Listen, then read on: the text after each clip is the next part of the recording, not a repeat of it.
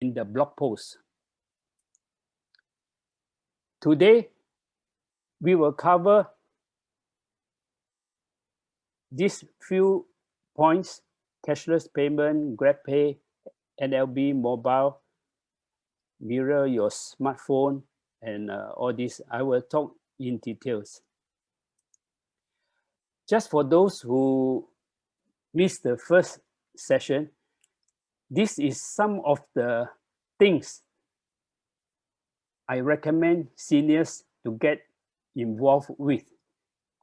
You can create your digital corner and connect to the internet, or you can try online transaction serving, not to get into trouble with all the hackers. Borrow digital books, housekeeping, how to keep your smart devices working well. If you have a story to tell, I can show you how to create your own story. If you want to monitor your parents, if they allow you to do so, you can create a home security. It's very simple and also quite cheap. Smart speaker, useful app, YouTube. The apps down here can be downloaded by Android phones. What happens is you just point at any plant, they will tell you the name of the plant. Cashless payment, lifelong learning, digital identity. I will show you that whatever we do are traceable. Smart home, and what the future will be. Okay, this is the DNA of a phishing email. So these are some of the points you have to be aware of, and from there, most likely you can make a conclusion whether it is a genuine email or it is a phishing email. All these are in the notes in my blog. Okay, we talk about cashless payment. There are about 9 banks agreed to shake hands with each other. So if you like to try on cashless payment, here I show you the POSB app. Once you click on it, this is the starting page. And all you need to learn initially is how to put money in your digital wallet. And the first one is pay, how to pay your friend. The second one is scan, is how you pay a service provider like a hawker or a departmental store. They will give you a QR code, scan on it, check the price, check the name of the shop is correct, and you approve it. That's how you pay cashless payment. The details of all this are in my blog. The past videos are also in my video channel. They will give you more details. This one is to give you a flow chart how your cashless payment is being transacted. So you start from the customer's smartphone, there's an e-wallet. You scan the hawker's QR code. And after that, your smartphone will connect to the internet, to your bank, to instruct your bank to pay the hawkers the amount money you promised to give. Maybe a bowl of noodle cost you $3.50. So you accept to pay $3.50 to the hawker. And your bank will transfer the money to the hawker's account. It may not be the same bank. So that's why you have a middleman to help you to transfer the money to the hawker's bank account. And Once everything is done correctly, you will have a confirmation. So my advice here is the quickest way to acquire self-confidence is to do exactly what you are afraid to do. There's a lot of seniors still a bit doubtful of the system, whether the money in their bank will be siphoned off by hackers. But as I said, everything has a risk, but this is a very low risk if everybody is doing the right thing. The second app is the Grab app. This one, you can do two things. You can use it to request for a Grab car to go from point A to point B. You have to put some money in your Grab wallet before you can request for the service. The second one is you can also use it to order food to deliver to your house. So these are the two main ones we use, transport and food. And the detail how to use this is also in my blog under the Grab session.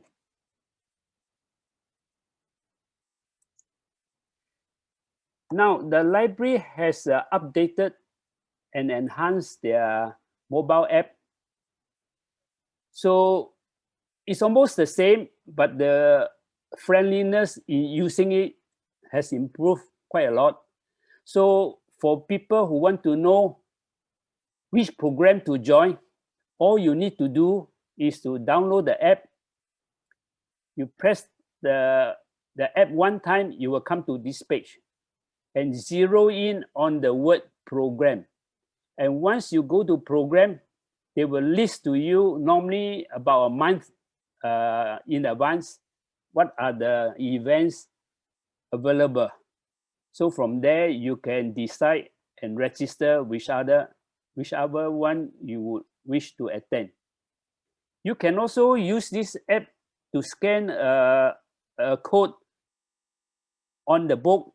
If you borrow a printed book in the library, the orange at the middle bottom of the page, that is the one to touch to activate the camera to scan the barcode, and from there you can borrow the books if you go to the library. There are other features also. You can borrow e-book also, depends on which page you go. Even you can read e-papers and e-magazine. You can explore all this. For those who want to see your movie projected to a larger screen, like for example, you have a smartphone and you want to share the movie with your family, you can do it by buying a Chromecast. In the market, it's about $65, and you must have broadband at home. So with these two and with a monitor, you can project whatever on your smartphone program to a larger screen. If you are playing a YouTube video, notice there is a small icon I circle in red. That is where you start to communicate with the Chromecast. Definitely some setting is required. So once the setting is done, you press that one, they will mirror the movie from your small screen on the smartphone to the large screen on your wall. All these are also explained in detail in one of the posts. I also have a lesson on housekeeping. So just to give you a meaning of what is housekeeping, I'm talking about your smartphone, your laptop, your desktop. Now, for example, you have a room full of Lego pieces scattered all over the room. You still can do your project. That means your children or your grandchildren still can create an article from the Lego pieces, but they will take longer time to find the piece they want.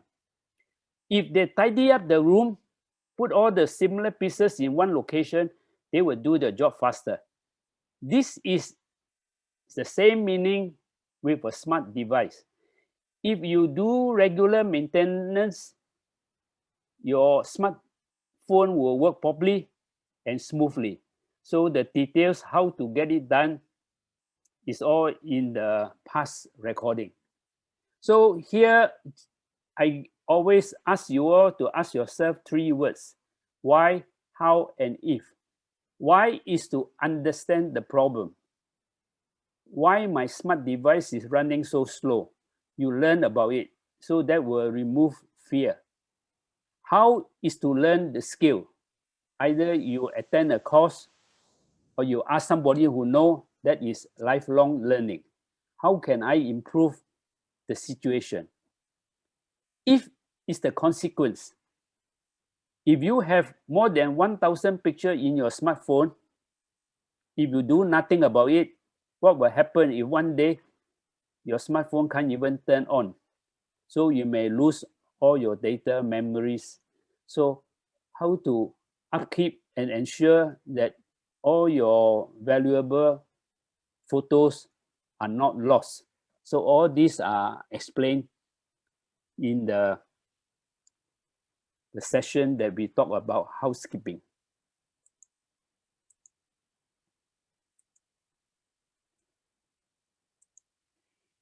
This one is the session on how to create your story, your digital story.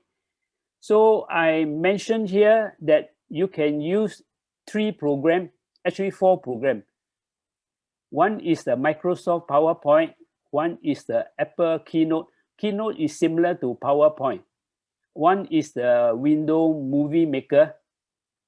So with this program and with your content, all your photos, and maybe background music, you collect it. Then you start to create. So I have created this farewell song. All the Chinese words are individually placed at the right location. I will give you a sample of how the final product is. And if you are interested, you can join our interest group. I can show you how to do it.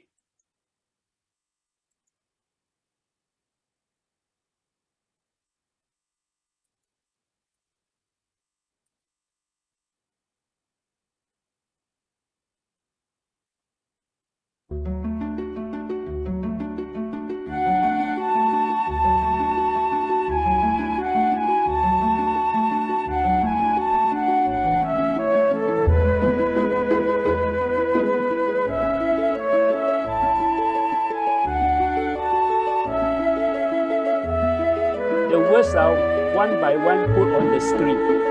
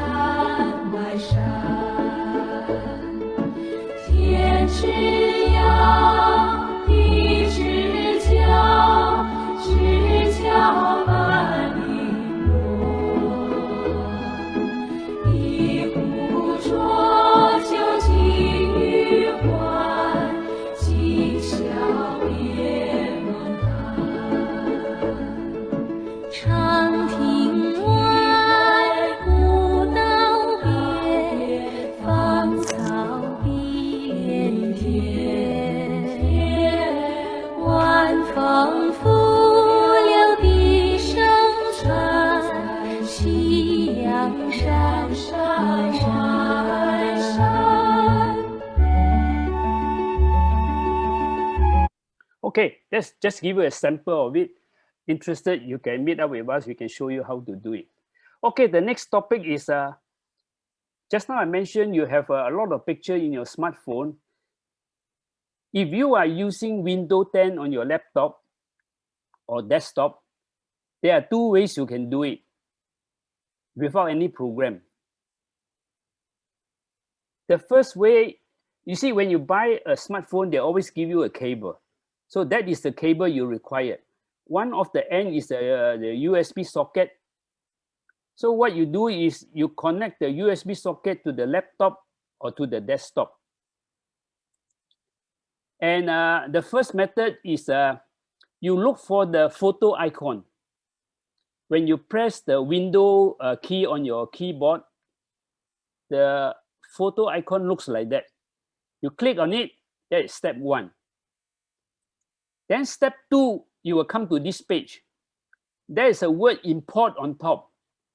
You click the word import and it will give you two options. You choose the second option because you are connected with a USB socket plug. So you from a connected device.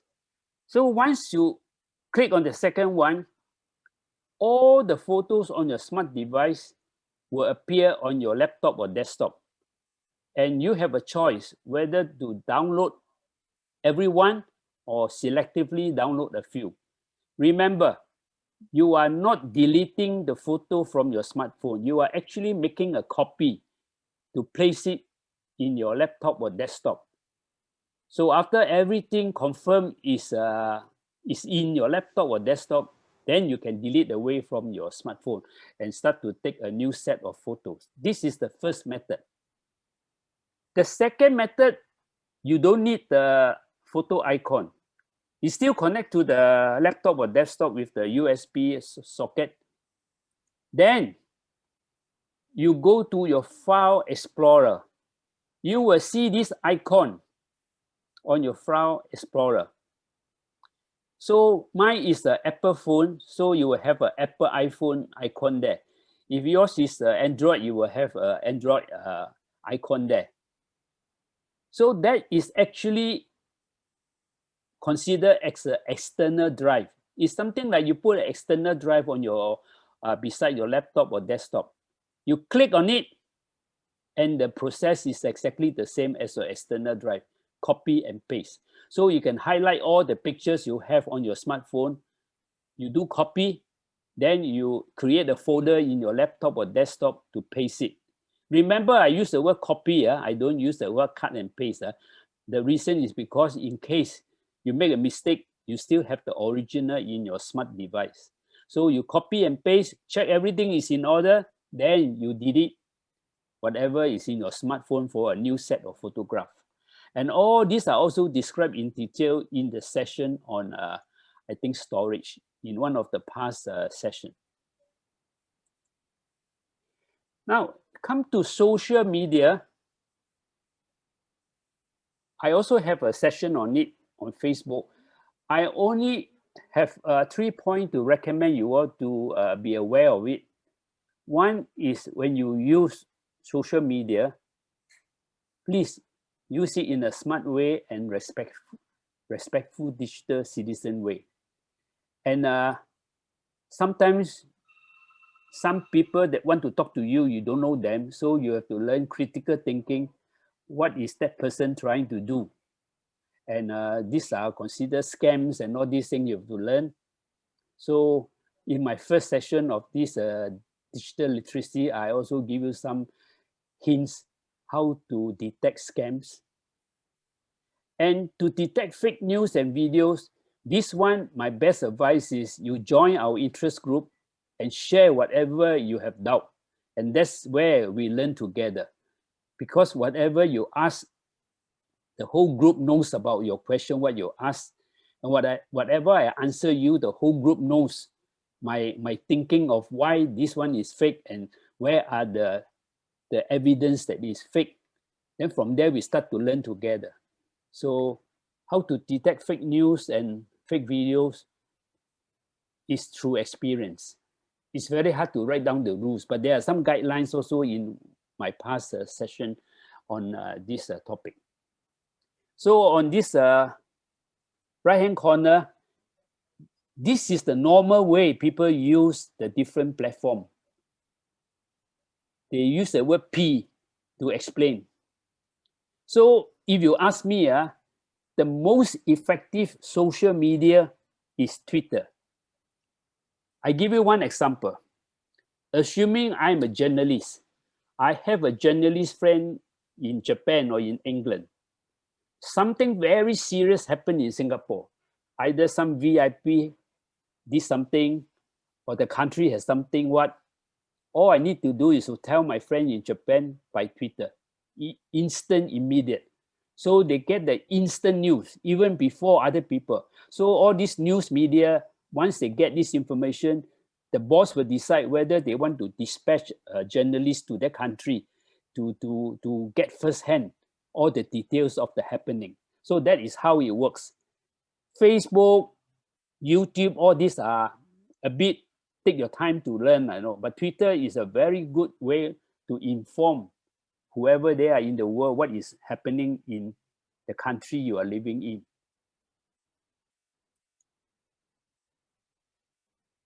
When we come to digital environment, it's not like in physical environment that you go to the office, they see your face, then they allow you in. We have to depend on certain way of identify ourselves remotely. So these are some of the ways. There are other ways, but these are the most common way. Some I consider official, some I consider not so official. So SingPass is very serious. Don't tell people your SingPass password.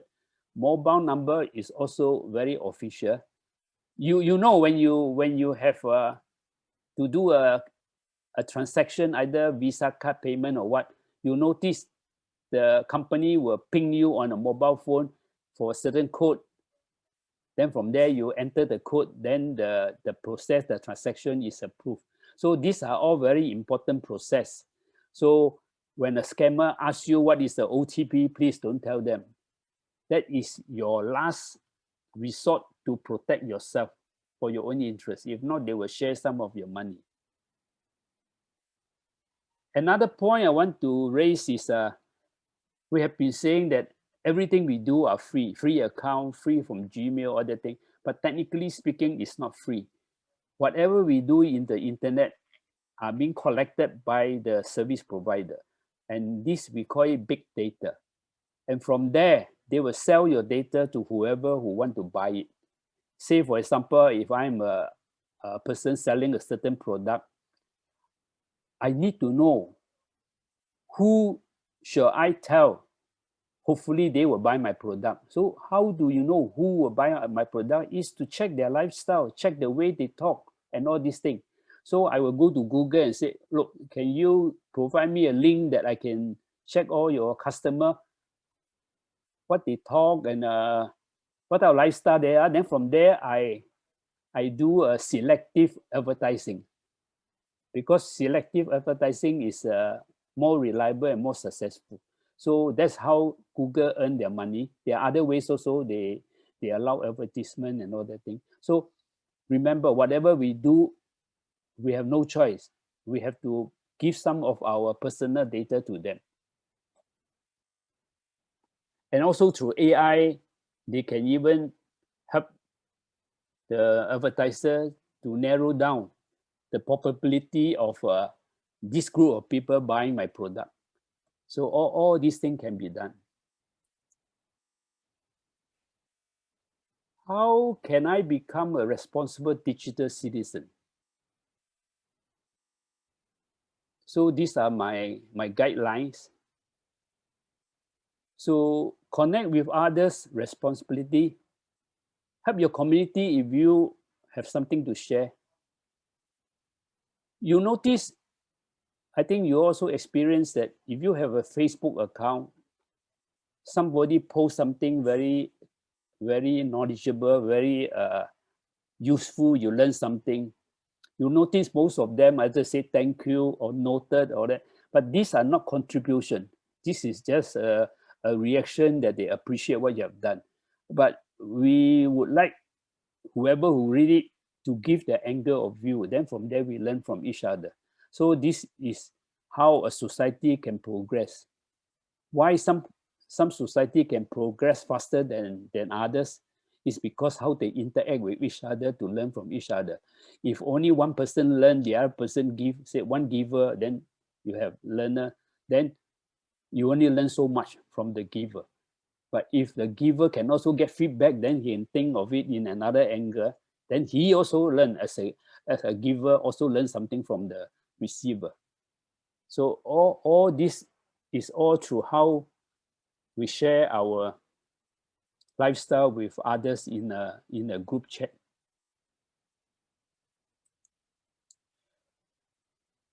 The future. In the first session, I have explained that the current internet we have is called Internet of Information. The future of the internet will be the future, the internet of values. How it works. I explained in the first session, Internet of Information means like that. I send you an email. I don't actually send you the original. I actually give you a copy. I still have the original in my computer. But if you upgrade yourself and say, look, I want the internet to do transaction, real money transfer. So if I give you $1, I cannot give you a copy of $1 and I still keep the original $1. So there must be some way that whoever is managing my money ensure that my account has $1 less. And whoever who manage my money ensure that he give the $1 to the right person on the other end. So this we call it blockchain. And blockchain, just now you remember I said only two persons, A and B, the person who give and the person who receive. Now, if I tell you the whole world, A give to B, C give to D, and everything start happening, the information flow is so intense and so big, you need speed to come to a conclusion. So that's why the 5G come about. 5G actually enhanced the transmission speed. Blockchain is the technology by itself. What actually happen in the future will be every one of us will have a personal block. I'm talking about one aspect. There are many aspects of blockchain. You can use it for smart contract. You can use it for other things. I only give you two examples in this blockchain idea. One idea is every person has a block. Your medical record all digitized. Your educational record all digitized. Your asset all digitized, all within the block. Now, assuming you sell one house to B, B has his own block. So whoever who manages that platform will ensure that your house, the ownership, is transferred to the next person. And the platform, whoever who manages it, must ensure that the person who purchased the house is the real owner of that house. So it is very important that this information must be correct. If a hacker is so smart, can hack it in such a way that the one who sell the house collected the money and the ownership is not transferred, assuming somebody is so smart to do it, then the system is not working properly. So that is one of the reasons why blockchain is still not really considered very official. All the country and organization are still trying it in a very small scale. You can talk about money, like Bitcoin. It's only one kind of money. It's something like US dollar, China yuan, Singapore dollar. So Bitcoin is just one of the currency using one platform. So that is talking about currency. China is starting another type of currency that is traceable because the bank issue it. So all this we discussed in the first session. So you go to the first session, you will read all the details. Another example of blockchain usage is another platform. I just give one example in China, but it happens in every country. One lorry from one state, the factory manufactures certain thing, is purchased by another state, another company. So that lorry will bring the goods to the other province or state, maybe thousands of miles away. Okay, because this is a business transaction. Somebody orders something and the physical product is manually transferred by lorry to the other place. Now, it will be a waste for the lorry to come back empty. If I'm the owner of the lorry, I would not like to do that. If not, I will charge double price on the transport fee. That means the petrol use to the company that buy the product. That is not fair to him because he only want the product to transfer from A to B. Why should he pay the petrol price from B back to A? I mean, so what happened is the company that owned the lorry that already reached the other country, he will broadcast out that I have an empty lorry. Is there any company want to shift something back to the original state? So all these are managed by blockchain, and blockchain using AI will try to match. It's something like matching husband and wife like that. So they give the closest match and it is pinged to the handphone of that lorry driver and or maybe the owner of the lorry. Then they will decide to accept the deal or not to accept the deal because nobody want to come back empty. Maybe a little bit of detour to go back to the original place is still better than an empty lorry coming back. So I'm talking about one lorry, but in China, so many people buy things from A to B, B to C and all that. So you will notice it's a very complicated real-time information and blockchain can do that. So that is another example how. And you can apply to shipping also. Shipping also the same. One ship take cargo from port A, then he go to port B, he take some more cargo, then port C. After that, he start to offload the cargo. So all these things, what is the weight of the cargo? They have to balance the ship in the weight and in the volume. So all these are calculated by a computer program, and they are you can say the optimized. I wouldn't say 100% every time they travel. It's a full load lah. It may be 90% of a load or maybe 80. So, but whatever it is, they will maximize the usage of the ship, so that they earn they earn maximum profit. So blockchain has many you can say application. Smart contract is another application. So if you go to library, borrow books, you can read all these examples, but I only give you in a very simple way how blockchain is used. So here I talk about cryptocurrency, digital money, and digital transaction. Digital currency is different from digital money. All these are explained in my next table, also in the first session. So this, you can take your time to read this in the blog. So you notice digital currency, China is just starting to practice it only. And it is traceable because it's the bank who issue it. And the bank will not keep track how you use the money. But the bank can confirm that money is real. It's not a fake money. Like paper money, people can print counterfeit money. For digital money, people can also hack the system and try to add or subtract the quantity. But this is a challenge between the people who want to do things right and the people who want to get some free money. So all these are still working out, and up to now are not really officially established by any country yet. No country dare to say that they are trying digital currency 100%.